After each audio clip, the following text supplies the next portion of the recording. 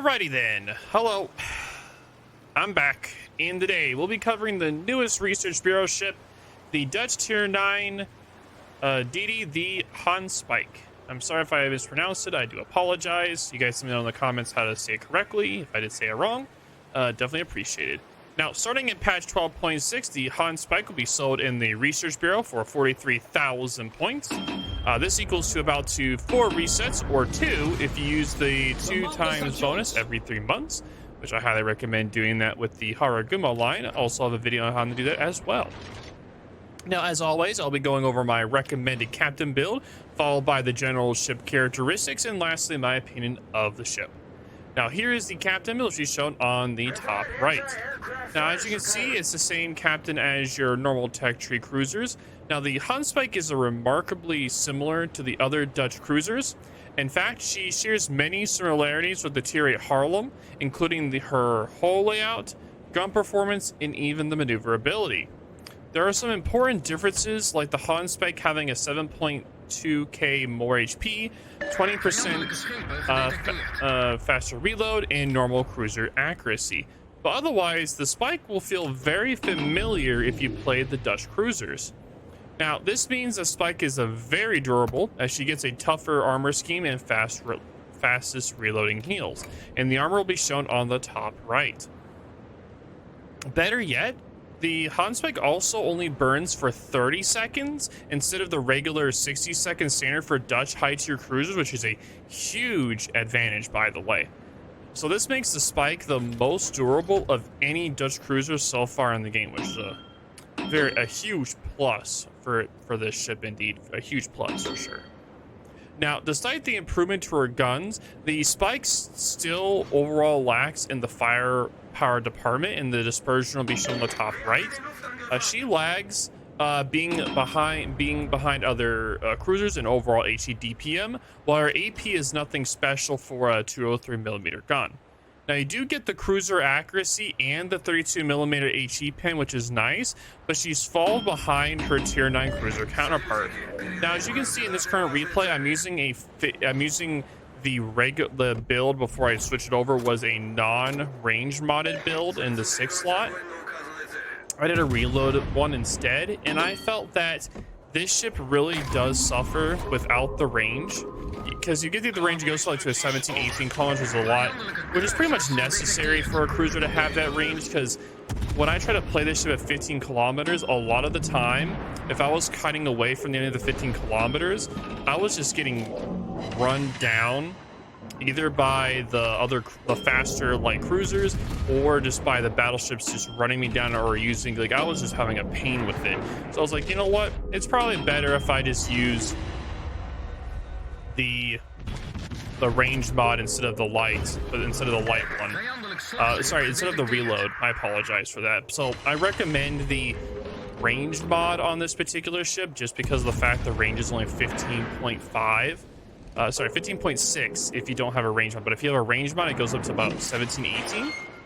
So definitely take that consideration if you do play a ship. If you want to be a little bit more stealthy, not do as long range, you can take the reload, but if you want to be a little bit more safer, longer range, you take the range mod for that one. Now, instead of having a higher DPM for the guns, instead she compensates by having the longest range airstrike of any ship in the game, reaching out to a whopping 15 kilometers with the airstrikes. So she can hit stationary ships across the map, perfect for striking sea views who think they're behind their islands. However, this comes at a severe cost of a 50% longer reload and a limit of 1 charge. A bigger reticle does no phasers either, though it does make for easier to hit. It makes it easier to hit moving targets. Now, with this 15-kilometer airstrike, it does make it where you, of course, like I guess, for the longer reload, you only get 1 strike, so you only get to use this thing pretty much once every 2 minutes or so. So you really don't want to use this as like a farm, like using it to farm damage. Usually what you do is you want to use it to kind of like start a fire on a ship, get the DCP, and then you use your main gun's HE to get that permanent fire going, get that extra damage going, which is really nice to do that. It also is going to take a lot of practice for you to get used to the airstrike. It takes about 13 to 14 seconds for the airdrop to drop. So it's going to take a lot of practice for you to be able to use them properly. If you've already been using Dutch ships already and you already are familiar with the airstrikes, then you'll do an amazing job using this one's airstrikes for sure. Now, as expected from a Dutch cruiser, pretty much like all Dutch cruisers, the Speijk anti-air is excellent thanks to her base anti-air and the obligatory DFAA. Not as good as the John DeWitt's though, but enemy CVs should steer clear if they want to conserve planes. Now the concealment is also quite amazing. Having a concealment of 9.8 kilometers, she can position very aggressively for DD support or ambushing broadside cruisers. While the Speijk has a significant difference from other Dutch cruisers, she is still a Dutch cruiser at heart. The Speijk has the same overall playstyle, but with a heavier emphasis on standard cruiser gameplay over airstrikes. In fact, you can almost ignore her airstrikes, like I was saying earlier, and treat her as a very tanky kiting cruiser, similar to the Royal Navy Tier 9 heavy cruiser, the Drake. It has a fast reloading heel and excellent armor, makes her very difficult to dislodge, whether she's on the defense or offense. And while she doesn't have the best guns, it's definitely good enough to threaten other ships. Just make sure you don't get too close, as her lack of torpedoes leaves you with very few options against other torpedo-equipped ships. Now, overall, I think she is an okay, definitely not the strongest ship, but certainly not useless. So certainly not useless. If anything, she doesn't feel super interesting to play, as the Dutch tax free line already has the same gimmick, but she does have a little bit of a it's okay. It's like in the middle for me. But for a standpoint from the research bureau ships, I'm not like a super fan for it. I'm not a super fan against it. I'm kind of in that middle area for it. So if you want to spend the 43,000 reapers points, you can. But if I was picking my first research bureau pick, I would still probably pick Paulo Emilio or Ohio or Siegfried or the Illinois over this ship. This would be kind of something that, like, if I had like research bureau points over time, I would then pick this ship down the line, of course. But again, like I was saying, the Illinois or Siegfried, both of which are very unique and offer exciting playstyles, are also good choices. You also may see the oh yeah, I forgot to mention that with the return of clan battles to tier 9 in the next coming clan battle season, you may potentially see this ship in clan battles due to having those airstrikes, because there are usually a lot of ships that are by islands. This could be an excellent ship to be able to dislodge them. So definitely interesting to see for sure.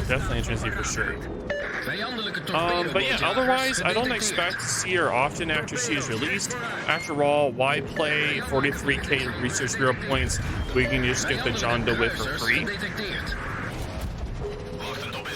But again, like I was saying before, this ship does have the 30-second fire compared to the 60-second fire that the normal Dutch cruisers have, which is a significant advantage over to the regular Dutch cruiser line. So it makes it a lot more tanky in regards to gameplay wise. From that, it's a lot more tanky compared to the regular Dutch cruiser line. So with it being a little bit more tanky, it does have an advantage over the John DeWitt, like the tier 9. So you can get the free one, which is the tax cruiser John DeWitt, where you don't have to get any research bureau points. But that would go with a 60-second fire, or you can get this one for the research bureau points for 3,000 research bureau points and only have a 30-second fire, which makes it a lot more tanky. Also, the longer range as well. Don't forget that you do get the longer range as well for the airstrikes. But other than that, this match is, I don't remember how much more I do in this match. You guys can kind of just watch the remainder of this match to see how that goes. I'm just trying to think at the moment, because the bow is 25 millimeters. with a kind of like the tank, like the icebreaker bow or armored bow in the lower part, kind of like the rest of the Dutch line. So it has that tankiness going for it. But one of the major issues I had with this particular line, not this particular line, the Research Bureau ship itself, is that the reason why I recommend the range so much is because of the fact that whenever I was playing the ship, even though I'd be at like the maximum range was like 15.5, if team is pushing at you, they can run you down pretty quickly because this ship doesn't have the highest top speed. I think the top speed is around 33 knots or 33 knots, I believe is around there, or 32.5, right around there, I think is the top speed, which definitely is a big pain for the fact that there are quicker cruisers in this that can run it down and just keep burning it or trying to get fires going or keeping it spotted. So just like any other cruiser, you're not going to get that information gathering ability like the radar. So you're more dependent upon DD support rather than some of the other cruisers that have radar for the tier at tier 9. There's also that as well. But I do like the ship. It's a fun ship. It's enjoyable. Now not everyone's gonna like the ship, but I don't think that these airstrikes are particularly overpowered. I don't think they're underpowered. They're right in that middle area. They just have really nice range. I'm trying to think of like a scenario for clan battles. There are a lot of situations, clan battles, where the airstrikes could do well, but that 2-minute cooldown, man, it's just like, ugh. It's like I can't, like, I don't know how it would do super well because of that particular 2-minute cooldown. That's just a really long cooldown for the airstrike. Like, it could do well maybe if it's like only one defending one area, maybe, because it does have the slot of a kiter roll, but the problem is normally the kiter roll will have like a kiting cruiser placed there, like a radar kiting cruiser, but this doesn't have radar, so it'd be more dependent upon a DD support to make sure it does well. Because a lot of the times in clan battles you have the push cap where people push, and then you have the hold me cap. So you have a give me cap where you hold it, and then you have the cap you go and push. Normally you will have one cruiser and one DD at the hold me cap, or it's like the give me one where you get it automatically. It's pretty much the one that you grab it easily. It's the easy one you grab, and then you have the one cap that you push and you have most of your team at. Normally when you have the hold me cap and you have the push me cap, at the hold me cap normally you'll have a radar cruiser with a spotting / smoking DD there to give support for that cruiser to make sure they both don't die. But this doesn't have the radar, so it'll be a little bit more difficult for it to go there. So probably more on the pushing side most likely, but we'll have to see. It'll definitely be interesting to see. But yep, that was the replay of the match. I will say though, if you're in matches, this thing does do a very good job against CVs. I wasn't able to showcase here, but it does do a tremendously good job against CVs. The anti-air is amazing on this thing. Very well done. You do also get 7.7 kilometers second days, which is interesting as well. But yep, that's going to be it. If you guys have any questions or concerns, leave them in the comments down below. But yeah, thank you all for being here. Thank you guys for watching the review. But yeah, it'll be out in a few days, and yeah, if you're interested, definitely pick it up. Have fun, and blah!